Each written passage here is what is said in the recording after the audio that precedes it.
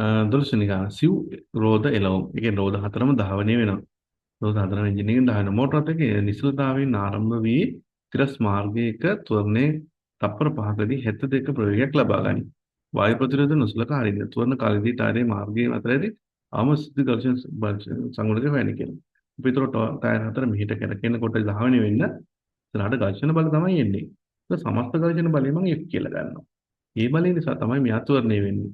එතකොට මොකද්ද අපි ලියන්නේ? F සමානයි MA. එතකොට මේකේ තුන M කියන්නේ කිලෝ මොකක් හරි කමන්නේ. ඒ විදිහට හැකි තප්පර 5කදී 72ක්. 72 කියන්නේ කීයද? 20යි නේද? 72යි පැය කිලෝමීටර කියන්නේ 20යි ms වෙන එකයි.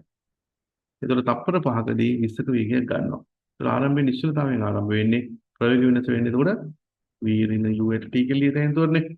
ඒතර 20 ඍණ බිඳුව බෙදීම 5. තොරනේ 4යි. එහෙනම් වාට එනවා F වලගේ 4යි M කියලා. ඒතර අපිට මේ ඝර්ෂණයක් විදිහට ගත්තොත් මේක මොකෝ වෙන්නේ? F ලියත හැකි. ඒතර මේ මුළු පද්ධතියේම ඝර්ෂණ ඉස්සරහට එනවා. ඒතර අභිලම් ප්‍රතික්‍රියාව R මේ පද්ධතියෙන් බර mg ට සමානයි කියලා ගත හැකියි. එහෙනම් මට ලියත F ලියන්නේ μ R සමානයි 4යි. ඒතර μ R ලියන්නේ mg ට සමානයි. සමානයි 4යි.